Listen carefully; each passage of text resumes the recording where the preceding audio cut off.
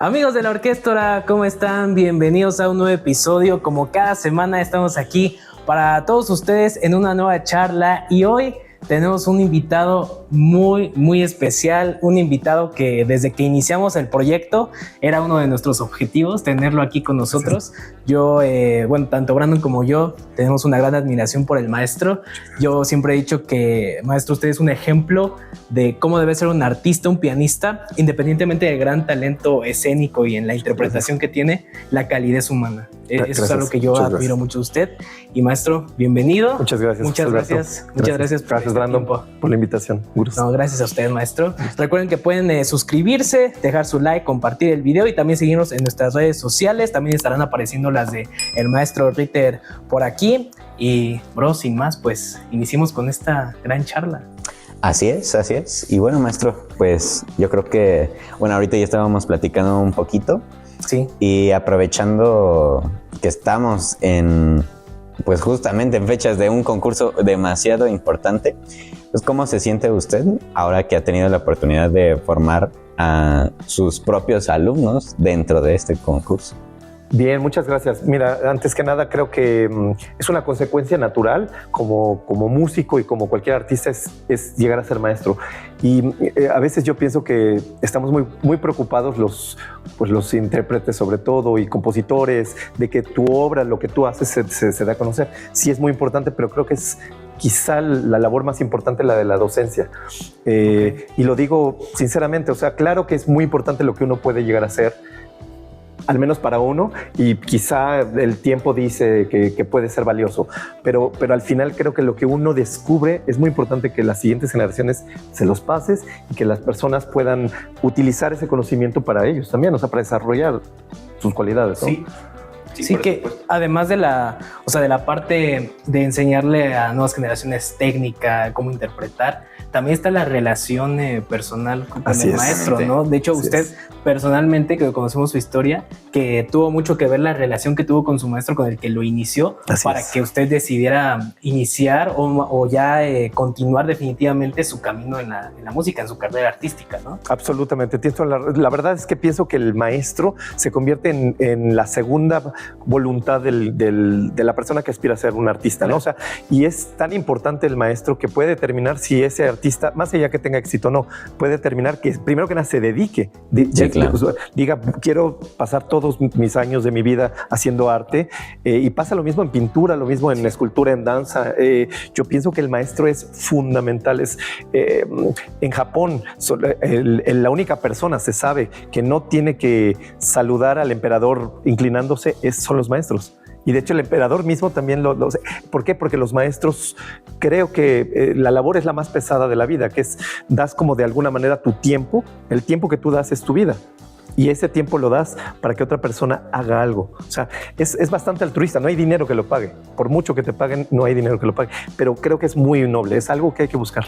¿Usted qué cree que es lo más importante, digo, fuera de la parte musical y técnica, que un maestro debería tener presente en el momento de tratar a un alumno?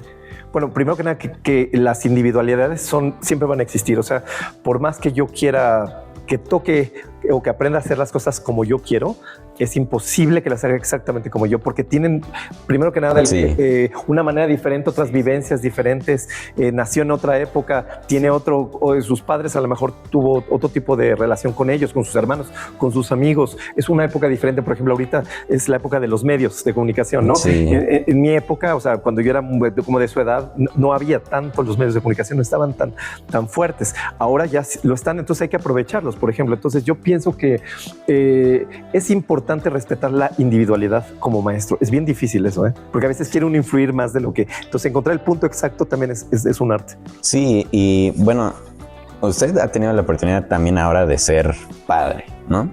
Y dentro de ser maestro y ser maestro, por ejemplo, de artes, ahorita pues estamos mencionando que también una parte muy personal, ¿no? O sea, sí, claro, si tienes un maestro en la prepa, de cualquier otra materia o incluso en otra carrera, pues tener un mentor siempre es algo importante. Pero siento que en las artes hay algo un poco más, porque estás tratando de emociones. O sea, muchas veces llegas a conocer a tus alumnos a un nivel íntimo muy fuerte en los que también tú puedes influir en que justamente puede expandirse hacia la vida.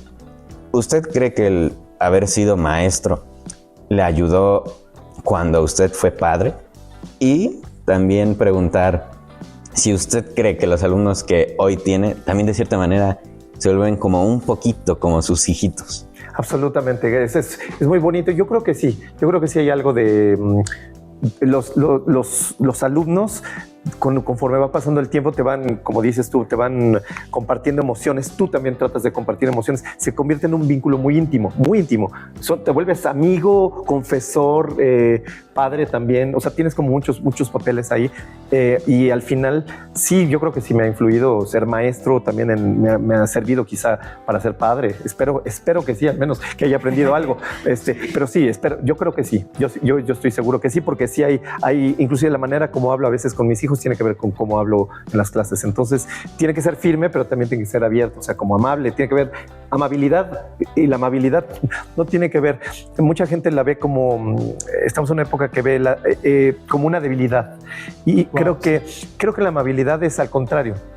Creo que una persona que puede ser amable y puede ser empática es más fuerte en realidad, porque no tienes necesidad de demostrar nada, ni tienes necesidad de fingir ni de hacer cosas. Es difícil, es un trabajo de toda la vida, pero creo que es algo que yo he tratado de implementar en mi clase como con mis hijos. Sí, claro. Trato de hacerlo. No siempre lo logro porque tengo mi carácter sí, todos. Pero justo lo que decías, creo que el asunto de las emociones que compartes con los alumnos es muy importante, sí. Porque el arte trata de emociones, trata de educar, de clasificar, de investigar las emociones humanas. Y los griegos lo tenían muy claro. La música es el arte de investigar como si fuera ciencia, como en el espacio. Los griegos lo decían, está en el ethos. Dentro del ser humano están todas esas emociones, todos esos asombros, esas claridades, esas intuiciones. Y la música es el arte y la ciencia, me atrevería a decir, de investigar eso. Entonces creo que espero que lo use un poquito también con mis hijos. Es importante, sí. Es importante hacerlo. Y, por ejemplo, maestro, ahora que estamos en vísperas del concurso, uno de los concursos más importantes de piano aquí en México, usted ha sido tanto concursante de este concurso, vale la redundancia, y ganador, pero también ha estado en la parte de jurado y en la parte de maestro de los participantes nuevos. Sí. Desde esa perspectiva, quizá centrándose más en la de jurado, ¿qué cosas le han tocado escuchar de otros maestros que vayan un poco en contra de esto que está diciendo? O sea, comentarios que quizá usted diga, oye, ¿por qué no? O sea, pues sí, ¿no? Sí ha habido muchas cosas, fíjate. O sea, yo creo que de las cosas más lamentables y más recurrentes es gente que cree que la gente que toca en el concurso, una persona que gana un concurso, no necesariamente es el mejor músico del concurso. Claro. Y no necesariamente es el que va a hacer la mejor carrera ni la más exitosa. Entonces luego hay algunos maestros que se dan el lujo de meter sus sentimientos y sus emociones, pero de manera negativa. Y entonces algunos de los chicos que no pasan dicen, él no va a hacer carrera. No lo saben. O sea, es algo que justamente no podemos juzgar. Justamente después de una eliminatoria, a mí me parece que es una gran oportunidad para los que no pasan de reevaluar qué es lo que hay que trabajar y crecer. O sea, justamente es un regalo también el no haber pasado. ¿Por qué? Porque al final es muy fácil recibir el elogio, pero cuando tú logras levantarte de un no es un fracaso, pero de no pasar una eliminatoria, hace que el chico se reevalúe. ¿Qué es lo que estoy haciendo mal? Y ahí es donde va a dar un paso, va a subir, va a reevaluar. Y es un regalo, es un aprendizaje, sí, ¿no? Que es muy difícil, ¿no? O sea, es muy difícil salir de ese... No pasé, exactamente. Gané, me quedé en el camino, me quedé muy cerca. Así es muy complicado. Y le ha tocado ejemplos de pianistas que en su momento fueron duramente criticados y que después terminaron haciendo más carrera que quizá el que ganó ese concurso o esa edición. Hay muchas, Pogrelich, por ejemplo, muy famoso, que hasta más los jurados, unos se enojaron, ya no querían seguir participando porque querían que le fuera muy bien. Claro, eso ha pasado todo el tiempo. Es como muy personal. A veces los jurados se lo toman como me cae gordo. Por eso les decía, creo que un concurso debería ser a cortina cerrada varias de las rondas, para que no sepas quién toca. O sea, no debes de saber quién toca. Escucha tu partitura y si lo quieres juzgar, júzgalo a partir de lo que escuchas, claro. No de con quién estudió, no si lo conoces, si no lo conoces. Tiene que ser así. Pienso que debería ser mucho más así. Sí, todo. Y maestro, no creo que justamente por lo académico, que pues sí, al final los que estudiamos esto pues tenemos que ver para poder entregar el resultado, que al final es pues el arte, llegamos a olvidar un poquito pues esas primeras motivaciones, como el poder compartir al final algo, no sé, los compositores que pusieron su alma y sus dolores y sus vivencias en una obra, pero al final para que alguien la pudiera escuchar y que no necesariamente fuera pues para evaluar para decir algo académico, ¿no? Sí, hemos perdido eso de vista y de hecho en los concursos se pierde mucho de vista porque es más importante la limpieza, que haya mucha claridad, etcétera. Pero el mensaje de la música, yo sigo pensando que sigue siendo lo más importante. Y el mensaje tiene que ver con lo que el compositor perdió sus años, su vida. Bueno, no las perdió, decidió invertirlas para eso. Y uno como intérprete, si tú decidiste tocar esa obra es porque crees en esa obra, ¿no? Salvo obras obligatorias, obviamente, pero sí, esas las tienes que tocar, punto. Pero aún así decides, inclusive esta u otra, ¿no? Sí, claro. Pero ese tiempo que tú le estás dedicando, creo que lo más importante es sacar la esencia. O sea, sí se pueden ir notas, pero el mensaje de la música es mucho más grande. Es como cuando platicamos que es importante hablar correctamente o comunicar. Comunicar. Exactamente. O sea, a lo mejor no hablamos, en una época se hablaba en verso, la gente todavía acostumbraba a hacer eso, ¿no?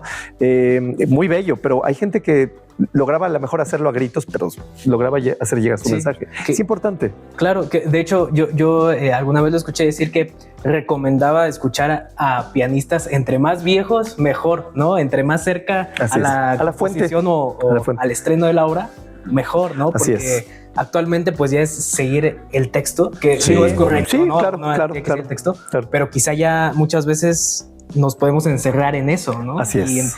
Y nos olvidamos que muchas de las obras que tocamos actualmente nacieron a partir de una improvisación de un compositor. La mayoría de la mayoría. Luego siento que nuestros maestros de solfeo, lo analizamos demasiado en la partitura, pero no sé, yo a veces me he puesto a pensar, ¿a poco Beethoven sí decía, aquí le voy a meter el sus 4 canicas? Exactamente. Sí, o sea, yo creo que siempre la técnica de la composición nació primero de una búsqueda espiritual, emocional, por querer expresar algo. Entonces, a partir de eso buscas en el piano, a ver, solo con esto logro expresar. Entonces, busca hasta que no encuentras, ¿no?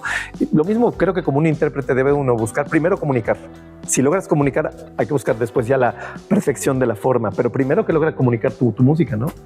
Y después buscar, pues la limpieza, porque el arte lo exige, ¿no? Sí, claro. La limpieza, y buscar el sonido más propio, el estilo, que es lo más difícil también. El estilo es lo más difícil al final. Encontrar el estilo de cada pieza es todo un asunto. ¿Cree que ha habido una evolución o una involución con el paso del tiempo? Con el estilo en particular creo que ha habido una involución. Al menos yo lo veo desde mi punto de vista.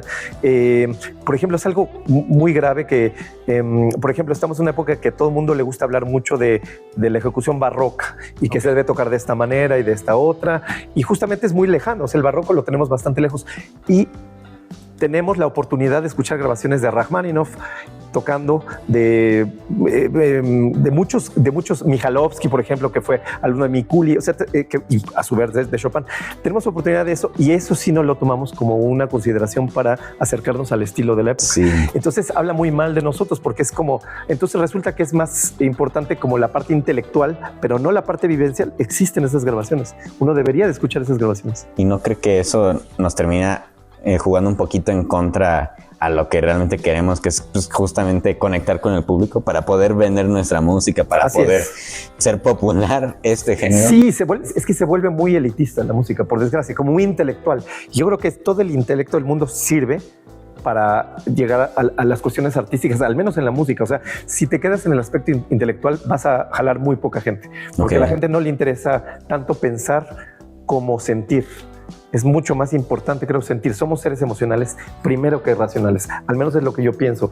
Y me parece que la música de eso abunda. O sea, es súper intelectual, pero también es primero que nada emocional. Es la primera parte. Sí. Entonces, obviamente no vamos a tener gente si hablamos de una sustitución, de una suspensión, o sea, tenemos que explicar. Escuchen, por ejemplo, esta nota. En esa época esto significaba un lamento o una tensión o a lo mejor un disminuido. Y es real. En esa época tenían muy claro cada cosa que usaban los grandes compositores. Este acorde lo usaban para generar este tipo de tensión o este tipo de emoción. Eso es lo que deberíamos de hablar. No decir el nombre, es lo de menos. A nadie le importa que es un disminuido, un aumentado, lo que sea. Es cómo se usa. Sí, escuchen. A veces muchos se cierran en eso, ¿no? Pensando Exacto. que lo que ellos piensan es relevante para toda la gente, cuando no. Muchas veces las personas solo quieren ir a descubrir algo nuevo. Exactamente. A escuchar algo. Usted, como concertista en un país donde pues la música clásica tiene ese lugar que justo acaba de mencionar, ¿cómo ha vivido su carrera? ¿Cuáles han sido los mayores retos que ha enfrentado? Híjole, desde pianos chimuelos. No, este está completo por suerte. Pero sí, es cierto. O sea, tienes que llegar y afrontar, así decías, Václav Richter, gran pianista.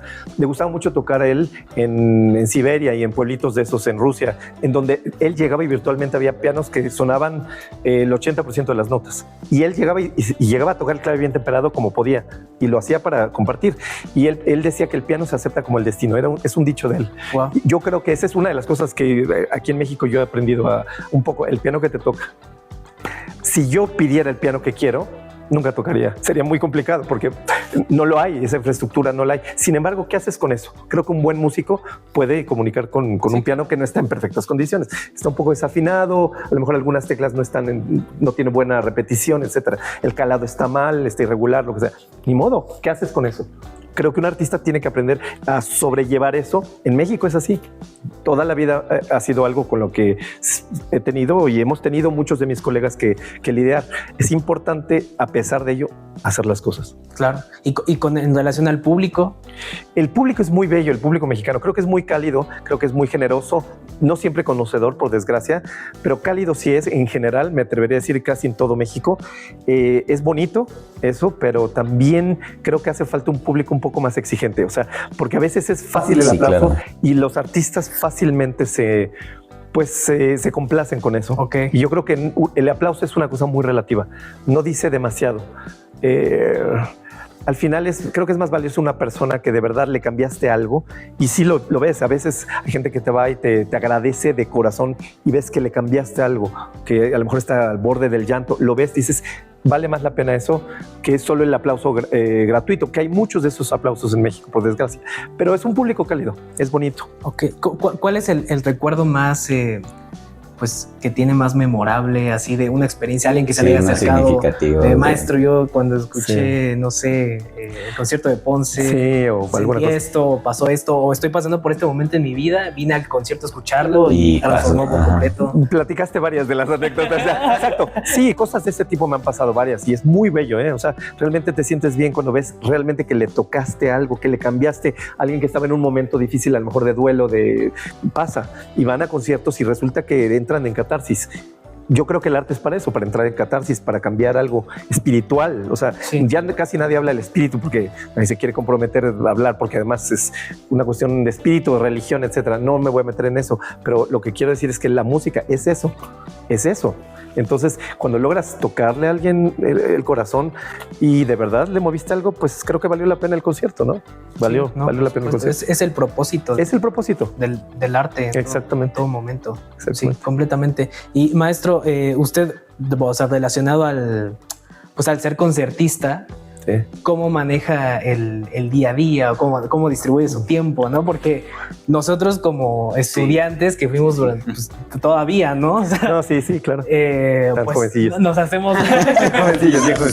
Nos hacemos bolas para acomodar horarios, ¿no? Entre estudiar y, ya estudié esta obra, pero me falta esta otra, ¿no? Quizá ya estudié mi sonata, pero el concierto no lo he checado. Sí, se van acumulando los pendientes. ¿Usted cómo administra eso? Además con la parte, pues, de ser padre, de ser esposo, de ser maestro. Sí, es difícil. No voy a decir que sea fácil. A veces hay que perder el sueño, que significa que a veces hay que estudiar de noche, porque todo el día no te alcanza. Entonces, quizá en el día tienes que dar clases, tienes que arreglar la vida.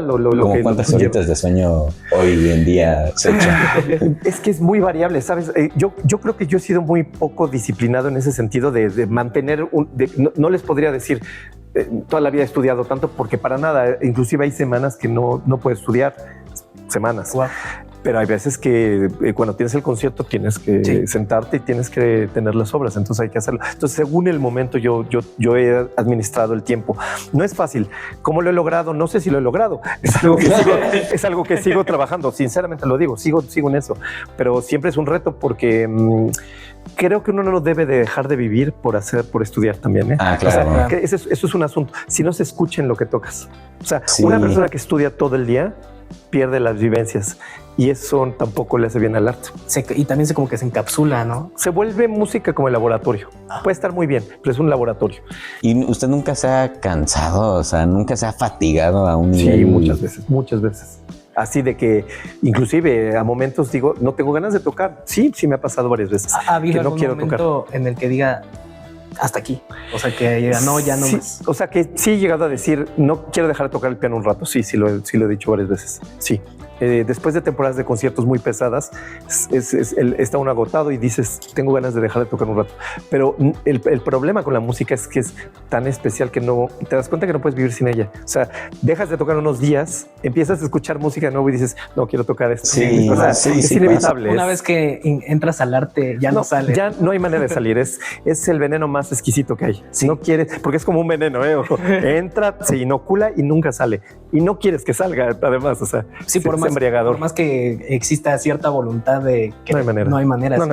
Siempre regresas a él. Te toma la música, el arte, quieres ver cine, quieres ver danza, o sea, es algo que no puedes dejar. Y ahorita que menciona que es un peligro poderse quedar a nada más estar estudiando, o sea, por pasión, ¿no? O sea, puede ser muy pasional, pero entonces también nos recomendaría en general, pues a los propios alumnos, pues hacernos conscientes de eso para sí conocer otras realidades y otras burbujas. Sí, claro. Y por ejemplo, algo que a mí me da mucha tristeza es que como músicos deberíamos de estar locos por el cine, por la danza, claro. O sea, es todo junto. Entonces deberíamos de estar como mucho más en contacto con nuestros hermanos artistas. O sea, y en serio, y con la cultura en general. O sea, es algo, o sea, no hay que quedarse solamente en la música, sino es que la música se nutre de todo lo demás y viceversa. O sea, es como, hay una simbiosis ahí.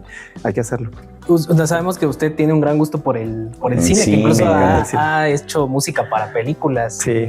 ¿Usted cómo ha logrado conectar, o sea, ambos artes, el gusto por el cine con la parte de la música? Es una obsesión, ¿eh? No sé si es buena cosa, porque, ¿sabes? A veces me ha quitado mucho tiempo para la música, porque es algo muy... Me encanta el cine. Me parece uno de los... Pues es la manifestación artística más perfecta, a mi parecer, hasta ahorita, porque tiene música, tienes actuación, puedes jugar con todo, ¿no? Y además puedes esculpir en el tiempo, como decía Tarkovsky. El esculpir, nosotros no lo podemos hacer. O sea, lo que pasa en un concierto transcurre ahí y es arte efímero al final, ¿no? Ellos pueden perfeccionar, pueden repetir la toma hasta que ellos dicen la actuación es perfecta, lo que sucedió en la toma fue perfecto. Se puede hacer algo maravilloso. Es como una grabación un poquito más, ¿no? Exactamente, la grabación es más cercana, efectivamente. Pero además de eso tienen las actuaciones, tienen los escenarios. Es algo increíble. Vi en una de sus entrevistas que le preguntaron que si usted le gustaría ser actor y dijo que rotundamente que no. No, coincido. Pero pues, ¿por qué no? Sí, yo también diría, ¿por qué no? Yo creo que hay que tener la sangre como una frialdad en la sangre que yo no tengo. O sea, me gana la emoción. Yo creo que sería muy difícil actuar y además salir de la actuación. Por ejemplo, imagínate que te toca algo de duelo. Sí, Y si de verdad lo sientes, Si lo absorbes, ¿cómo sales de eso? Te tardas. Sí. Es una depresión dura y después tienes que salir de payaso en otra, ¿no? Imagínate, o sea, es muy difícil. Sí, muy difícil. Pues de hecho, por eso hay el caso de muchos actores que se han quedado en el personaje. Sí. Y después les ha pasado factura en su propia vida. Aquí en México hubo un actor muy famoso, muy famoso, que se llamaba Carlos Ansira.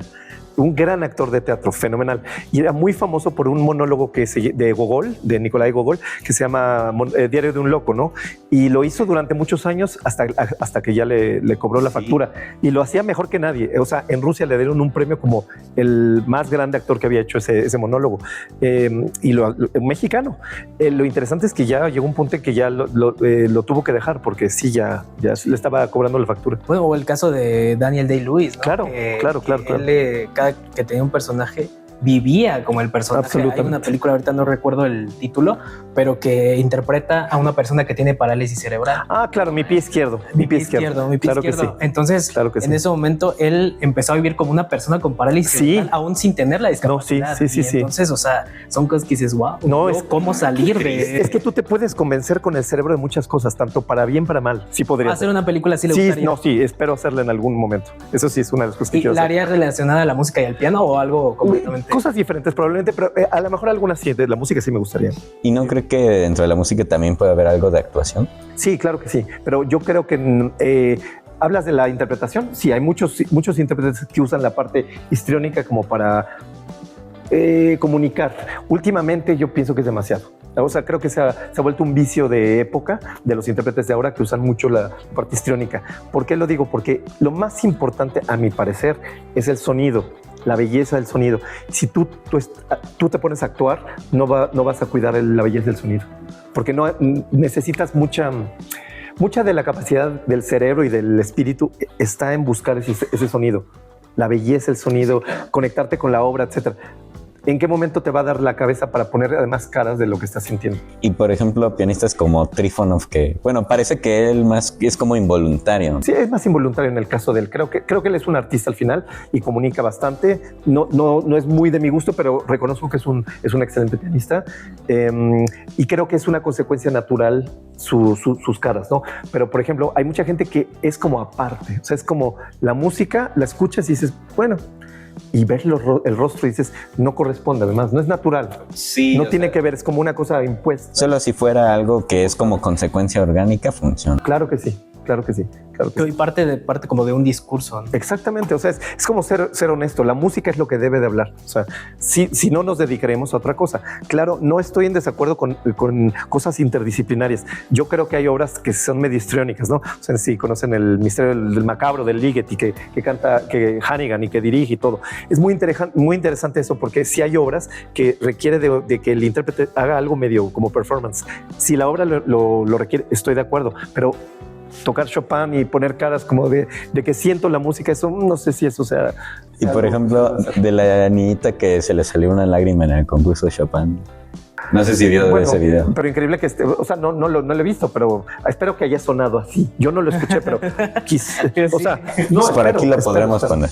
Exacto, sí. Ojalá y la gente también sintió lo mismo, porque también es un poco raro que si ella sintió eso, pero que la gente lo sintió, entonces estoy de acuerdo. Todos estaban como en una comunicación sobre la música. Bueno, es que también puede involucrar una experiencia personal, ¿no? También. Quizá también.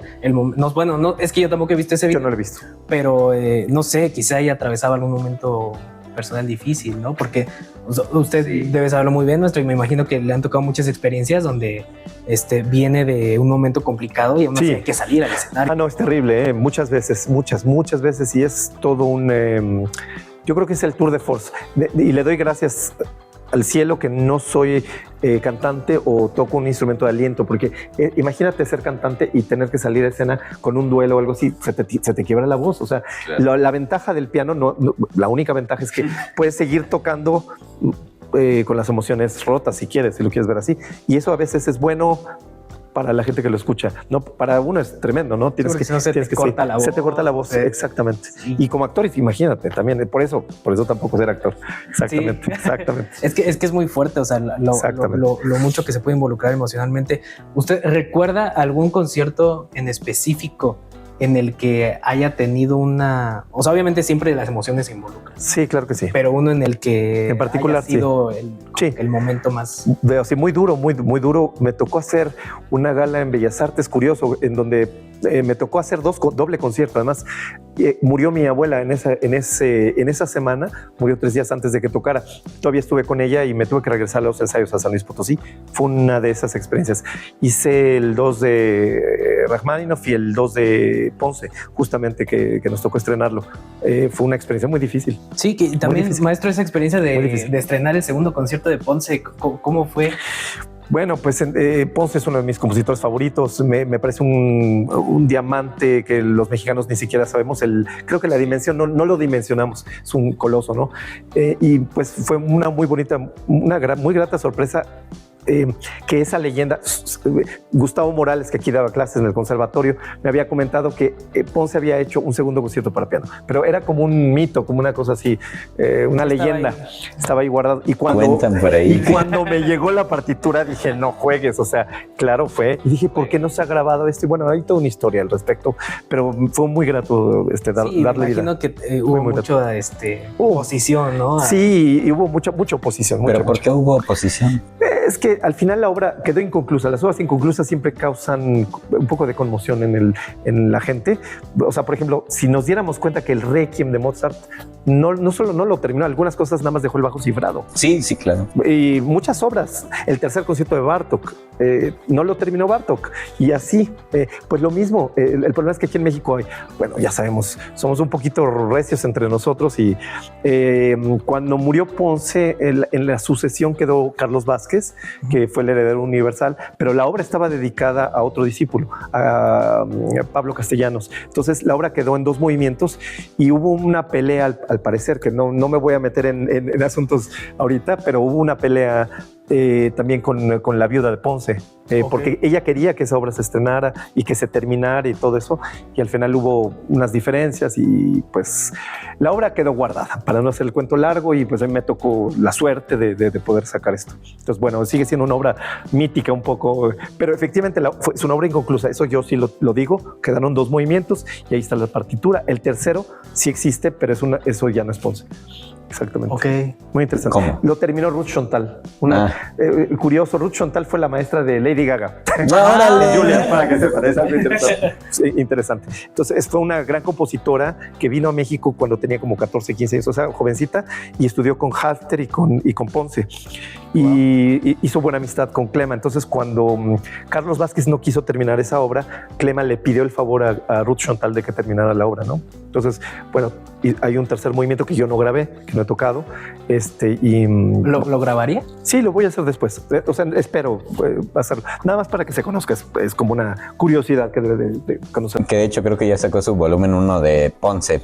Ahora de la obra completa para piano. Sí, y también está reciente el estreno de Revueltas, ¿no? Revueltas también, sí, la obra para piano. Cuéntanos eso, porque creo que también a Silvestre Revueltas lo tenemos mucho hacia el violín, hacia la parte, y usted recientemente grabó la música para piano de Revueltas. Sí, no sé si a ustedes les pasa, pero la obra de Revueltas es increíble, la de orquesta que conocemos. Entonces yo siempre me preguntaba, ¿por qué no compuso para piano? Es que sería fenomenal, es increíble. En fin, y era una cosa que siempre me pregunté. Dije, tendría un sabor increíble su obra para piano. Ojalá yo hubiera tocado el piano. Yo no sabía.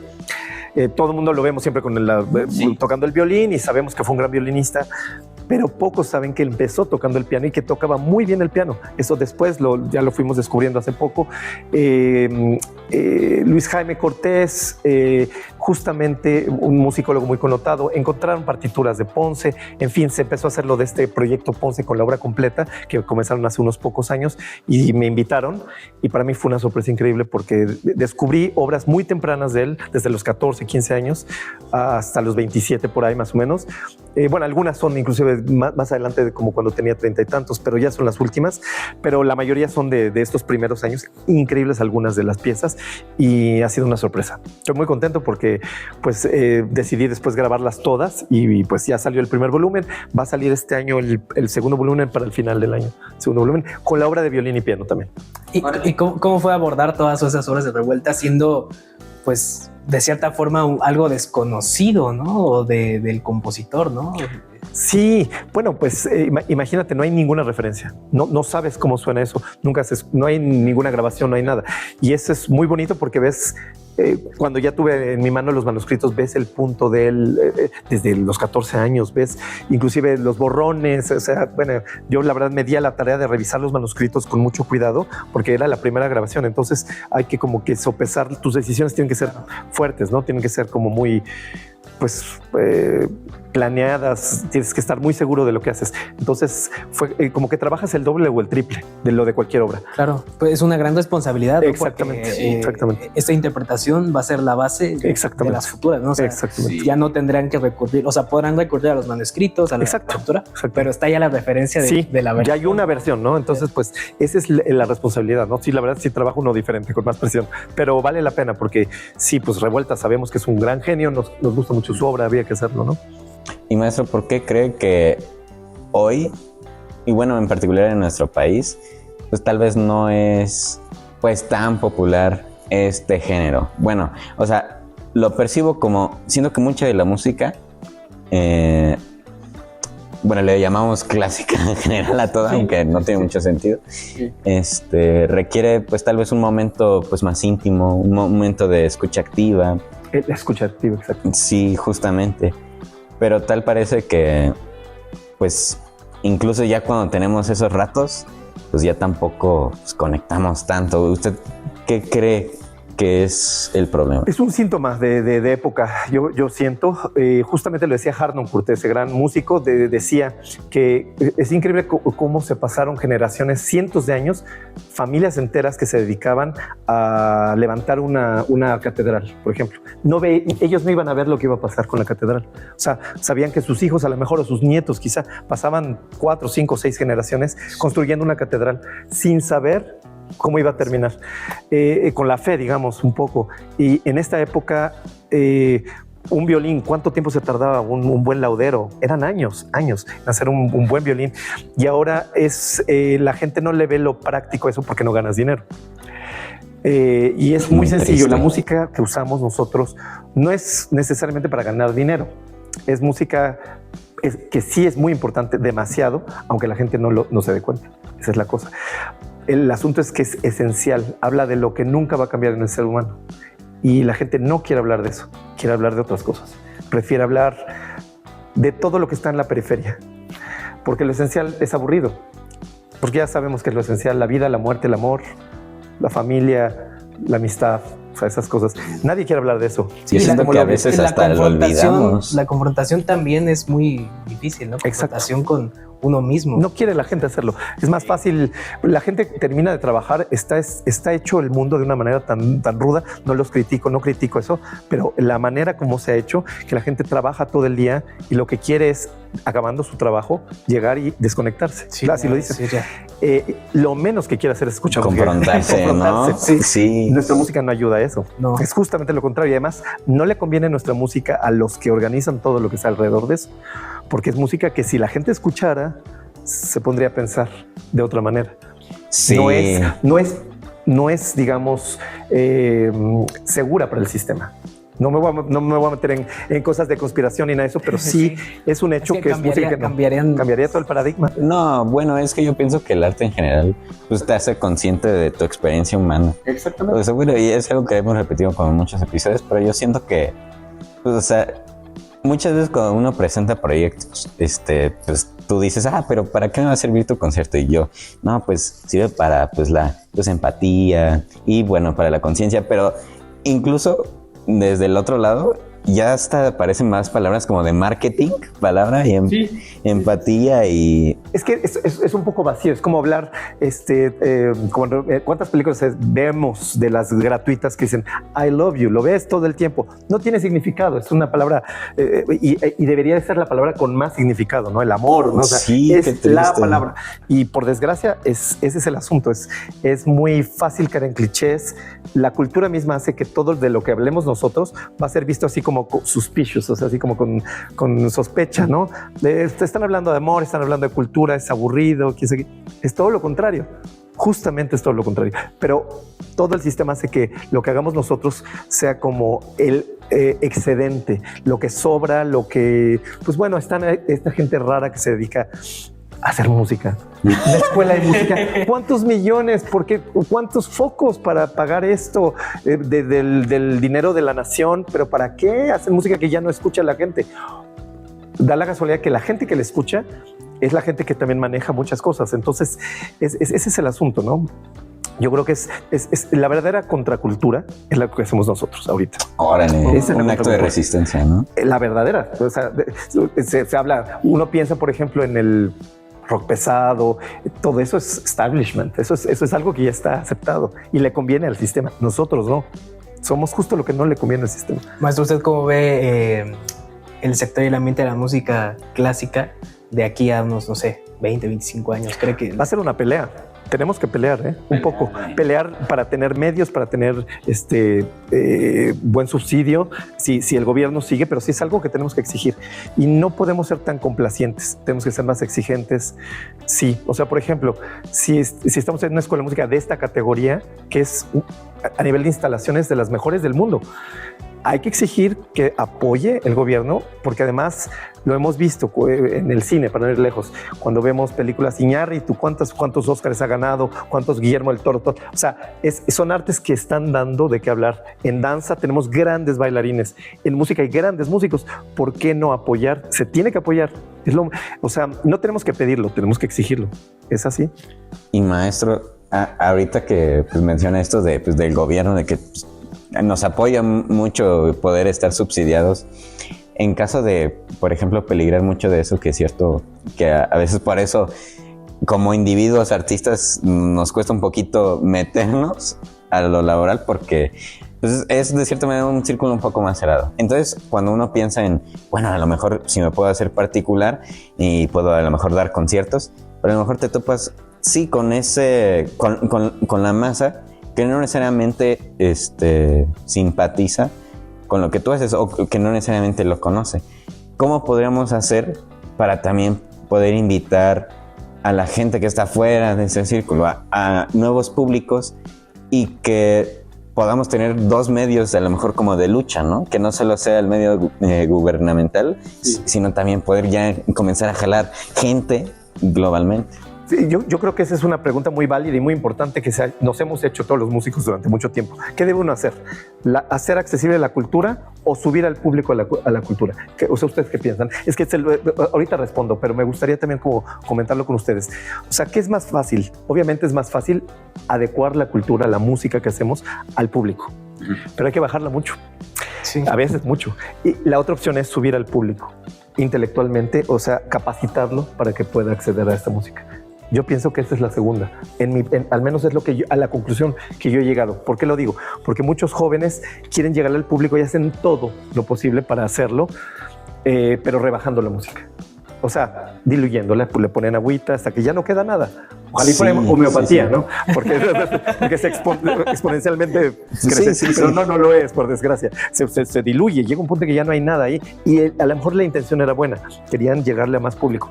Pero creo que no. Creo que uno debe de explicar las cosas. O sea, yo, por ejemplo, les invito, el formato del piano explicado, por ejemplo, cuando das un recital, no es malo, nada más no hay que hacerlo demasiado, que suene recital pedagógico, la gente no va a ir, no le interesa eso. No, llega y lo que tienes que hacer es romper con el esquema de cómo vistes, sin ponerte de rockero, quizá, bueno, o sea, como tú quieras, pero al final que sea más fácil la comunicación con ellos. Eso es muy importante. La segunda cosa, yo pienso, es explicar ciertos contextos de la música que pueden ayudar mucho. O sea, a nivel histórico puedes decir, ¿por qué el motivo del pa, pa, pa, pam, por ejemplo? Esas 4 o 5 notas se convirtieron después en un emblema de resistencia, del destino. Eso le jala a la gente. con eso sencillo explicar este motivo, a lo mejor el destino tocando la puerta, como decían, ¿no? Los musicólogos de esa. Sí.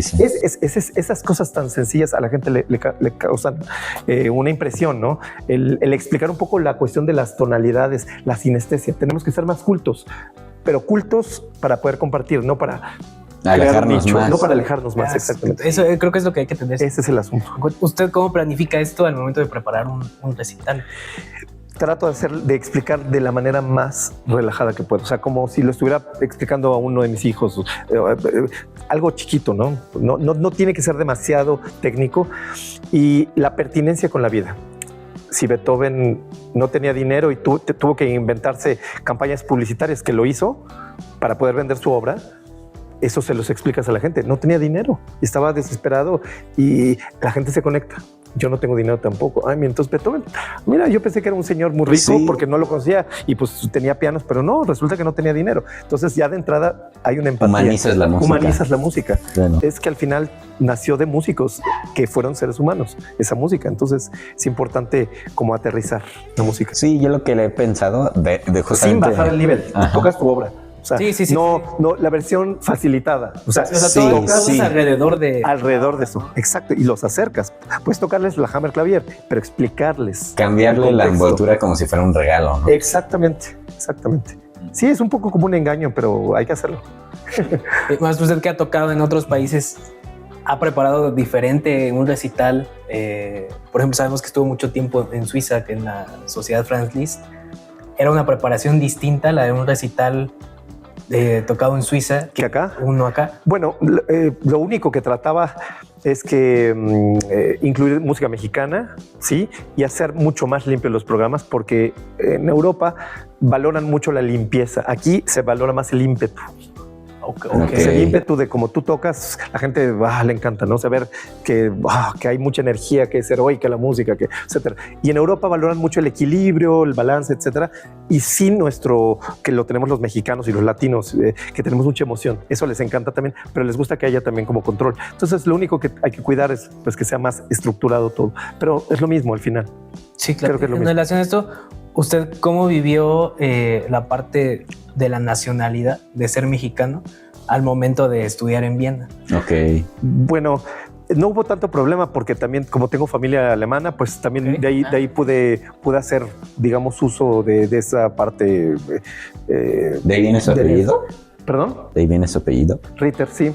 Sí, mi abuelo era alemán y pues llegó a México y hizo una familia alemana mexicana, pero al final pues eso ayuda bastante porque digamos esa cultura la tengo pues sí en el ADN y de alguna manera también. Entonces en ningún momento fue digamos alguna dificultad o algún problema. No, realmente no, pero sí de nuestros hábitos, sí, porque tenemos otro tipo de hábitos. O sea, por ejemplo, el dormir muy tarde en Europa se muere, todos los lugares se mueren después de las 8 de la noche empiezan a morir. Sí, sobre todo los pueblos, no encuentras ni una farmacia, nada que comer a veces. En Suiza en particular es así.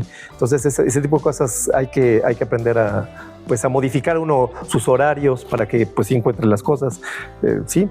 Y el contraste en la preparación artística en la escuela. Yo una vez escuchaba al maestro Jorge Berico Osorio decir que cuando él se fue a estudiar, me parece que no sé, en Rusia, me parece que las clases de piano no eran así maestro-alumno, sino que hacían como una especie de... sí, eso es así.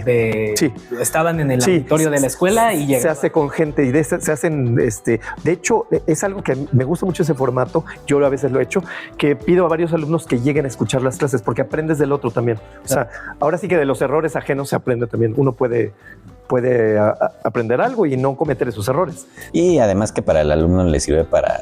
practicar. Exactamente. Sí, ya estás tocando en público. No es lo mismo, ¿verdad? Y público que conoce lo que estás haciendo. Compañeros que tocan igual o mejor que tú, ahí están. Eso ya ayuda, ¿no? Sí. ¿Y cuál fue la principal diferencia que usted notó al momento de estudiar aquí primero y después de ir para allá? Mira, tuve mucha suerte porque aquí en México tuve muy buenos maestros. O sea, mi maestra Ileana Bautista, por ejemplo, fue muy importante. Andrés Oseguera, pero Ileana, por ejemplo, en particular, ella como estudió en Kiev con un alumno del maestro de Horowitz, pues imagínate la exigencia. Ella estaba acostumbrada y ella fue una gran pedagoga. Okay. Ella es una gran pedagoga, pero digamos, cuando estaba muy activa, pues ella en Cuba era como la presidenta de los maestros de piano en la Escuela Superior de Arte, ELISA y la ENA, en las dos escuelas. Era pues una especialista, porque además pues estuvo acostumbrada a toda esa exigencia de la era soviética, ¿no? Y eran así las clases también a veces públicas, digamos, entre todos nosotros. Entonces, digamos que no sentí mucha diferencia. Y de hecho, algunas cosas eran más profundas con mi maestra de acá o sea... Debo de confesar, sí, muchas cosas. Claro, sí, algunos maestros fueron muy importantes también después. Jorge Luis Prats fue uno de ellos.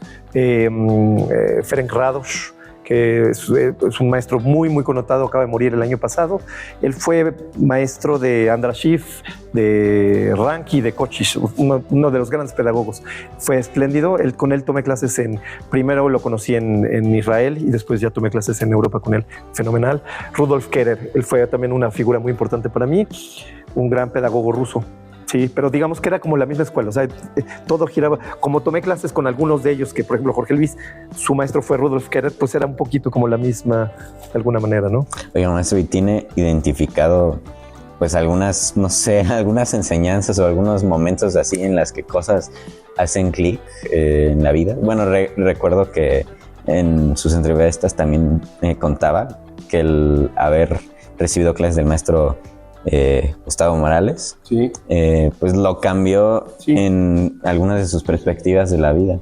Claro. Y pues ya con tanta experiencia con otros maestros, de haber recibido clases y bueno, ahora dar clases, ¿tiene algunas ideas, algunas frases, no sé, que le den paz o cosas que haya entendido ahora? Con el tiempo, digamos, de ellos.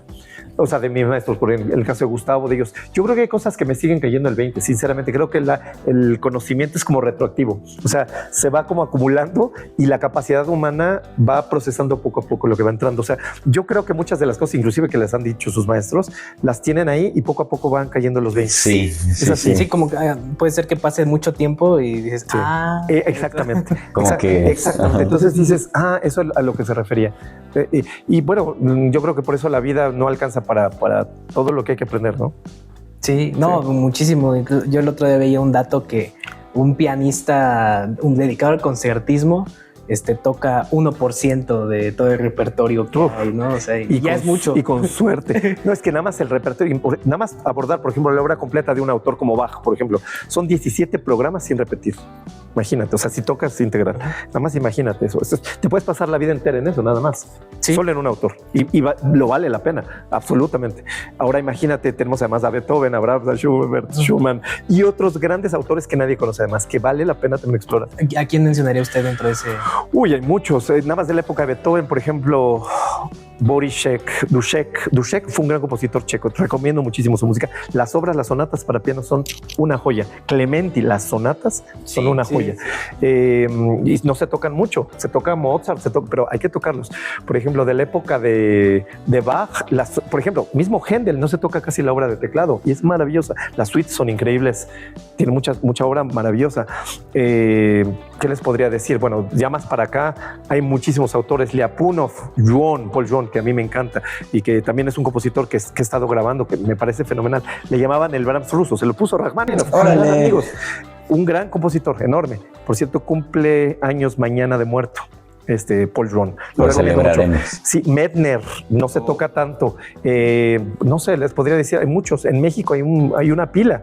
Aquí está, por ejemplo, Alfonso de Elías. Es alguien que le recomiendo mucho. Alfonso de Elías. Maestro, ¿y cómo podemos conocer también a más compositores mexicanos? O sea, porque, por ejemplo, y yo luego me pongo a pensar, es que sí quiero tocar música mexicana, pero que realmente no conozco muchos compositores. O sea, ¿cómo puedo accesar a saber? Bueno, lo primero, por ejemplo, vean, por ejemplo, quién le dio clases a Revueltas. Rafael J. Tello, que fue su maestro. ¿Han investigado obras de él? ¿Era compositor? No. Tiene obra para piano. Y tiene una fantasía para 2 pianos y orquesta, por ejemplo. Wow. Así, o sea, yo les recomendaría, lo primero es buscar quiénes les dieron clases, por ejemplo, a Castro o a Ponce, ver si tienen obra de ellos y en los acervos aquí del conservatorio, en el fondo reservado, en la Facultad de Música también, y hay acervos privados también, pero hay que estar moviéndose, hay que buscar. Sí. Y para un público nuevo que a lo mejor se está iniciando en escuchar este tipo de música, ¿cómo los podría guiar? Que primero que nada creo que la música es como la comida. No hay que tener miedo a probar un platillo nuevo, a conocer una cocina de otro país. O sea, si vamos a comer comida de Vietnam, yo no la he comido, por ejemplo. No, sí la he comido. Pero digamos, supongamos que no la hemos comido. Entonces vamos y hay que probar el pho, por ejemplo, que es el platillo. ¿Qué es lo principal aquí? No, el pho. Lo mismo con la música clásica. A ver, ¿qué es lo que escucha todo el mundo de música clásica? Bueno, la novena, Carmina Burana, la quinta, los conciertos de Brandenburgo. Primero que nada, hay que acceder a lo más accesible. Y después, pues vamos a invitar a estas personas a que, a ver, ya que conociste la Clara de Luna, ahora te voy a tocar otra sonata de Beethoven, prueba esta. Es como la comida, sí, probando hasta que la gente ya... Usted dirá que es generar un equilibrio, ¿no? Porque también, o sea, cómo introducir al público, digamos que a un público recurrente de conciertos de piano o de orquesta, claro, que ya tiene un cierto repertorio favorito o un repertorio que quiere escuchar constantemente, cómo introducir a ese público a nuevas obras, ¿no? Porque creo que lo que muchas veces que pasa es que quizá dicen, bueno, es que si digo que voy a tocar tal cosa, no van a venir porque ellos prefieren escuchar una sonata de Chopin, una sonata de Beethoven, que, no sé, algo más. Tienes que persuadirlos. Siempre el arte de la persuasión tiene que ver con todo, con cómo da uno clase también, cómo convences a alguien de algo. Igual un buen emprendedor, un buen empresario logra convencer. A ver, entonces, ¿cómo lo puedes hacer? Primero que nada, yo creo que le tienes que dar algo de lo que la gente quiere. ¿Qué conoce? Pues a lo mejor le das una obra de esas, pero también le das una obra de le metes así como exactamente. Pues ya comiste lo que ya conoces, pero ahora vas a comer algo que no conoces. Y este es el asunto. ¿Con qué obras o con qué compositores usted ha hecho eso? Con muchos. O sea, por ejemplo, siempre trato de meter programas en donde meto, por ejemplo, algo conocido de Ponce, pero luego toco los estudios, los modernos o algo así. Y a la gente se queda, ¿poco es Ponce? Sí, es Ponce, pero ya comí algo nuevo, ¿no? O sea, no solamente la gavotte, el intermezzo, ¿me entiendes? O sea, ya hay algo nuevo, ¿no? Así, poco a poco. Creo que es como vas como ganando público, vas persuadiendo, ¿no?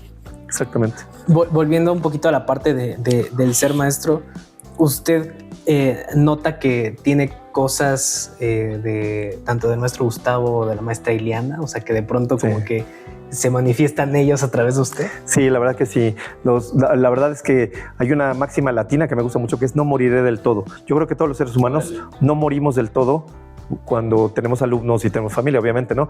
Pero en cuanto a las enseñanzas, sí me he visto varias veces decir cosas de mis maestros, de todos, de Gustavo, de Ileana, de Jorge Luis, de Andrés, de Afanasiev, de todos ellos, Víctor de Bianco, todos ellos, sí. ¿Y cuál cree que usted sea pues una de las mayores fortalezas que ha encontrado como maestro? Sí, el adaptarse a cada alumno yo creo que es todo un rollo, ¿eh? No siempre lo logran, ¿eh? Yo tampoco creo. O sea, porque uno quiere más bien que el alumno se integre a como uno es. Sí, en parte debe ser así, pero también uno tiene que adaptar algunas cosas al alumno porque tiene otras cualidades, y lo difícil es que hay cosas que yo no sé cómo las resuelvo, porque nunca me las pregunté, las resuelves, lo tocas. Y a veces el alumno hay cosas que no sabe cómo, entonces tienes que verbalizar y como encontrar el camino, cómo puede llegar ese alumno a ese resultado, ¿no? Entonces es todo yo tengo que como que regresar, a ver, tomando en cuenta que tal, ¿cómo puede llegar él a tocar eso? Tengo que pensarlo, ¿no? Entonces es todo un reto, la verdad.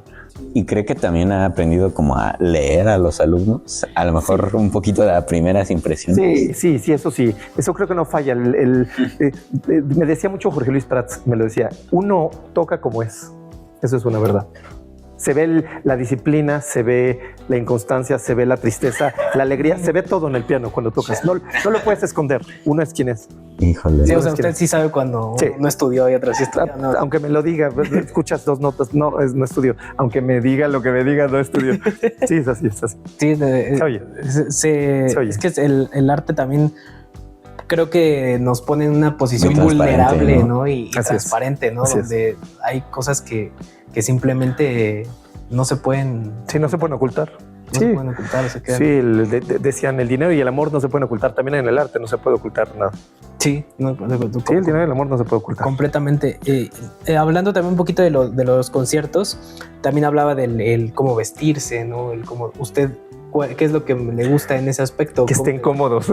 No, o sea, un poco que estén cómodos. Yo creo que ahorita la época está muy padre en el sentido de que ustedes tienen ya más libertades de cómo vestir. Me parece muy bien. Yo creo que eso también no ha ayudado mucho a que la gente se acerque. Pues si te ven siempre de traje pingüino y la corbata oficinista, dicen es muy serio todo, yo lo que quiero es estar relajado.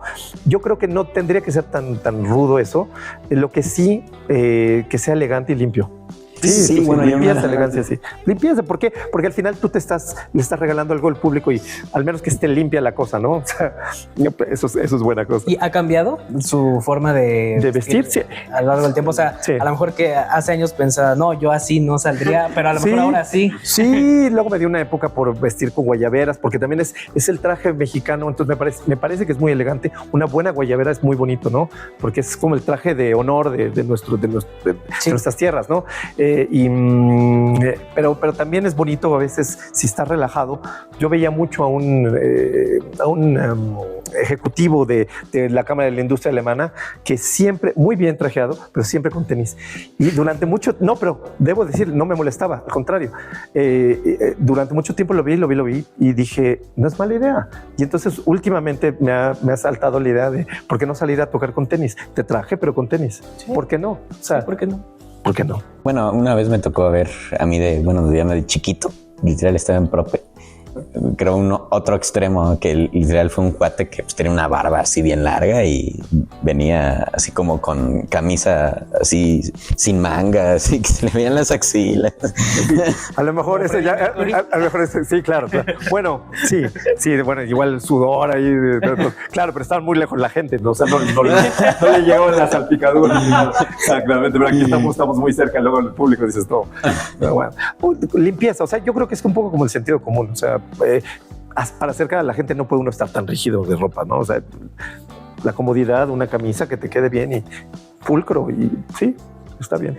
Algo que platicábamos un poquito antes de iniciar a grabar era usted esa rapidez y facilidad que tiene para sacar las obras, ¿no? Y sé que de hecho en el inicio de su carrera no leía partitura, era más cuestión de oído, ¿no? Sí, aprendí mucho. Sí. ¿Cómo tocar obras que viendo o leyendo la partitura son a veces hasta imposibles, o uno las ve como hasta imposibles? ¿Cómo lograr tocarlas de oído? ¿Cómo?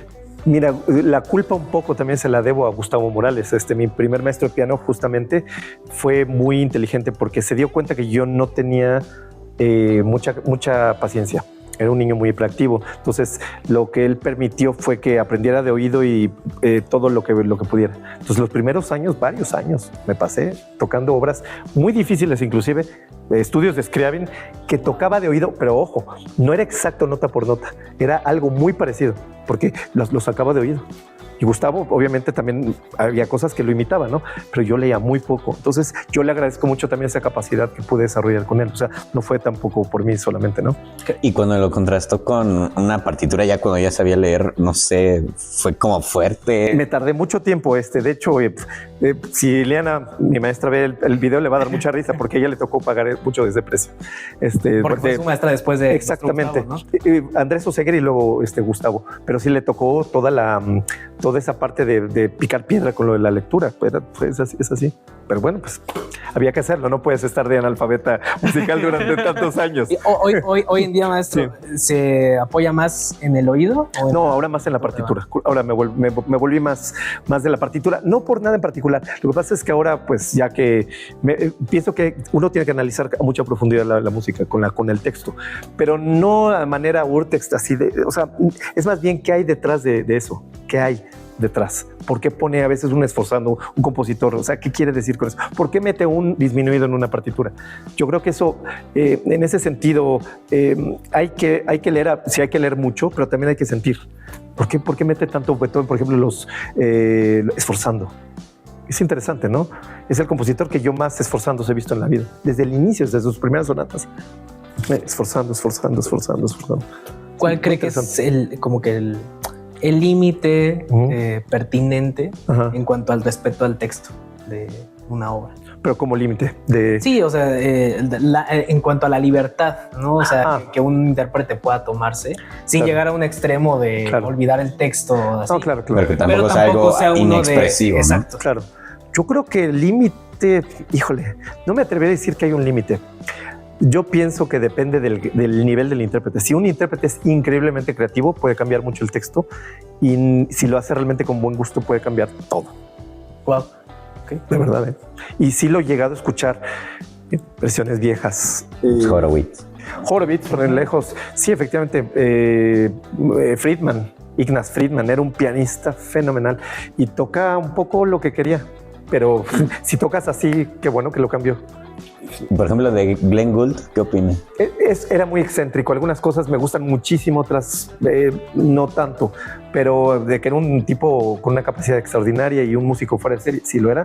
Y a veces era un poco, me parece que algunas veces su decisión era para causar un poco como furor. O sea, la idea es. Entonces no siempre estoy como tan de acuerdo, pero hay cosas de él que son increíbles. ¿Cree que Glenn Gould encajaría mejor actualmente? No pasaría ninguna de las rondas de concursos en muchas cosas. O sea, su Mozart, por ejemplo, pídele una sonata de Mozart a Glenn Gould y empieza a tocar la sonata fácil con todo detalle el toque del bajo albertino. Imagínate eso en una competencia ahora. Bueno, ni siquiera te escuchan la campanita en los 10 segundos. Sí, de hecho yo hace no mucho escuché una versión de la Passionata de Glenn Gould tocándola a un tempo mucho más lento, muy lento. O sea, para como es conocida, ¿no? Mayormente muy lento, y quizá si pienso un alumno llegara a interpretar así la Passionata, a lo mejor le diría, no, ¿qué estás haciendo? ¿No? Más rápido. Sí. Yo creo que el asunto es que uno debe ser suficientemente buen músico como para poder aportarle algo al autor, pero si no lo es, mejor respeta el texto. Sí, no, hay que también... Si eres muy buen músico y tienes la certeza de eso, yo pienso que puedes dar algo, pero tienes que ser un buen músico, o sea, y dominar primero la versión original, digamos, ¿no? O sea, ya que logras hacer eso y tú dices, nunca me ha gustado cómo es esto. Si lo quieres cambiar, cámbialo. Yo tampoco estoy en desacuerdo con eso, pero tienes que tener un buen argumento. Claro. Sí. Ahorita que mencionaba eso de, no, pues en los concursos lo sacaría, no pasaría. Inmediatamente. Igual a Horowitz. No lo pasarían, pero sí. ¿Usted cuál ha sido la crítica, el comentario, alguna experiencia la más dura que haya tenido? O sea, quizá algún momento donde le hayan dicho, no, pues tú no. Con director de orquesta alguna vez, pero también fue culpa mía. En algunas circunstancias llegué a tener algún concierto que llegué no preparado porque se me juntaron muchas cosas y el director creyó que no iba a llegar. El primer ensayo muy malo y yo, por culpa mía, obviamente, y sí, efectivamente dio por hecho que no iba a estar y el siguiente ensayo ya estaba. Entonces él ya daba por hecho que no se iba a hacer y el siguiente ensayo ya estaba. Pero sí, bueno, esas cosas las he pasado.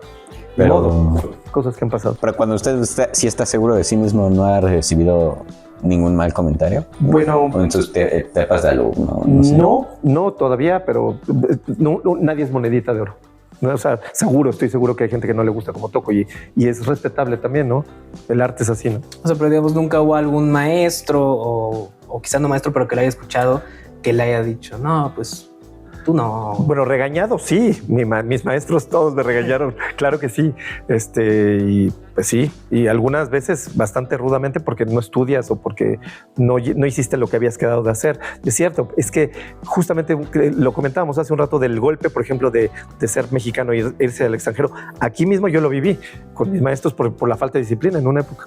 Es así, porque nos cuesta trabajo. ¿Dónde lo vio más? Bueno, para no ir lejos con Ileana, llegué a tener varios momentos de regaños, por supuesto, por falta de disciplina, por no traer lo que yo había quedado. No, pues me traes tal suite. Y pues en esa época yo era adolescente, yo quería hacer muchas cosas, vivir exactamente. Entonces a veces no llegaba con las obras para la clase. Usted sí no se arrepiente de sus etapas de adolescente, o sea, ¿cree que estuvo bien haber...?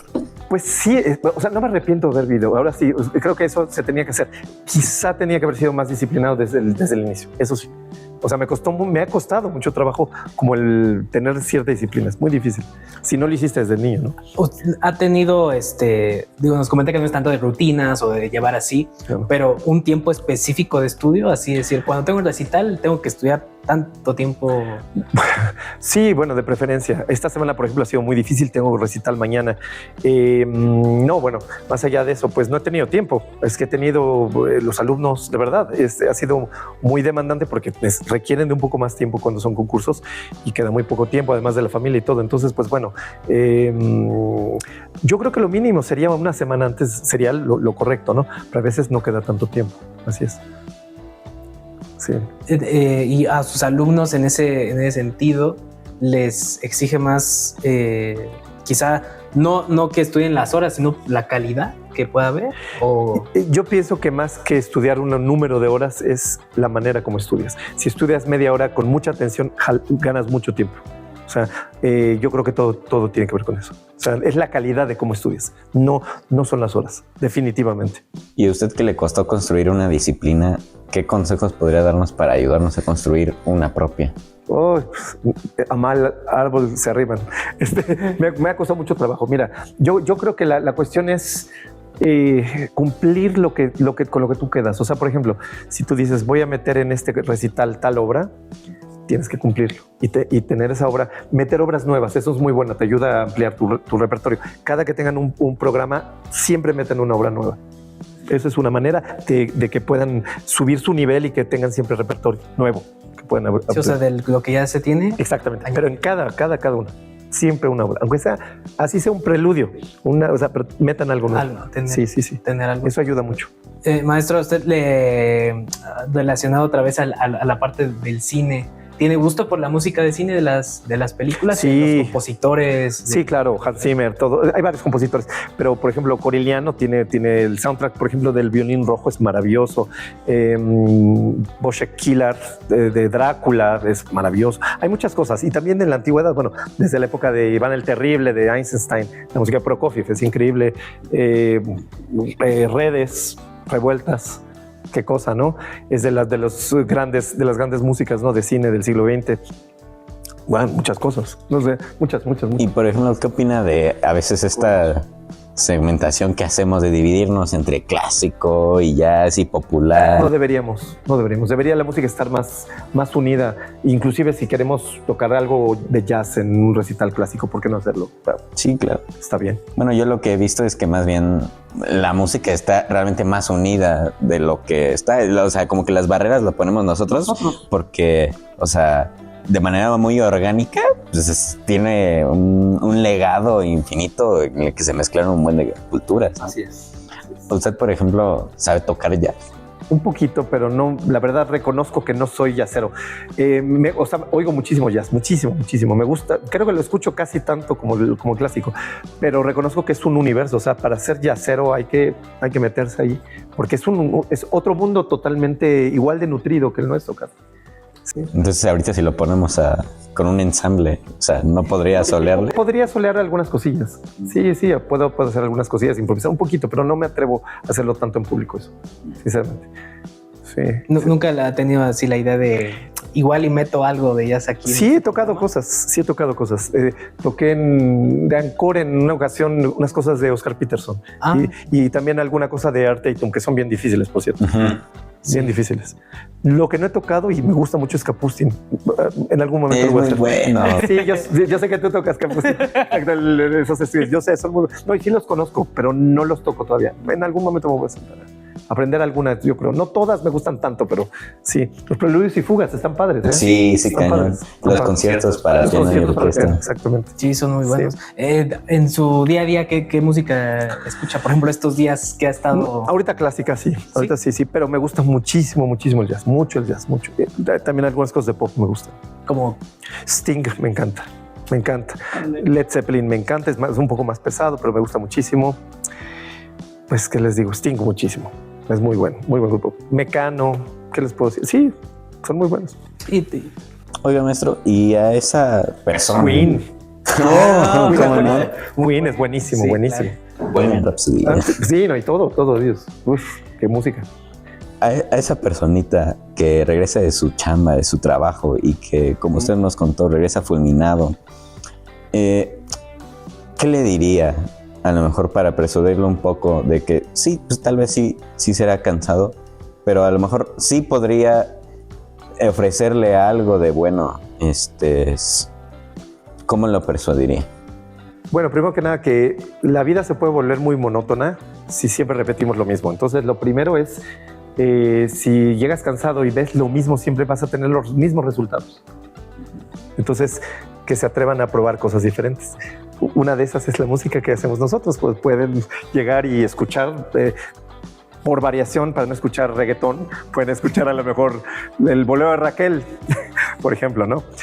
O qué sé yo, el danzón 2 de Márquez, por ejemplo. Es muy la música es súper agradable, muy agradecida. No tienen que pensar demasiado, nada más bailarla si quieren y van a tener un resultado muy diferente. ¿Y cree que tiene algo más que ofrecernos, más que solo, pues a lo mejor, entretenernos mientras lavamos los trastes? La música mucho más. Lo que pasa es que poco a poco, si empiezan a escuchar aunque sea el bolero de Ravel o Carmina Burana o las piezas más famosas, la gente ya empieza a cambiarle el chip porque actúa a nivel también fisiológico la música. El hecho, así sea lavando trastes o bañándose o lo que sea, la música va actuando.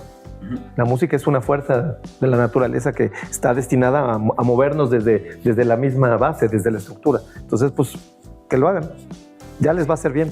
Maestro, ¿tiene concierto en Bellas Artes justamente este viernes? Sí, bueno, sí, es un recital con obras de Schumann, de Medtner y de Bartók. Es como un triple aniversario y aproveché, también voy a tocar una sorpresa ahí para otro compositor que voy a homenajear también. Órale. Exacto. Pues para que la gente pueda ir este viernes a Sala Manuel M. Ponce a las 19 horas. A las 19 horas, a las 7 de la tarde, noche, ¿no?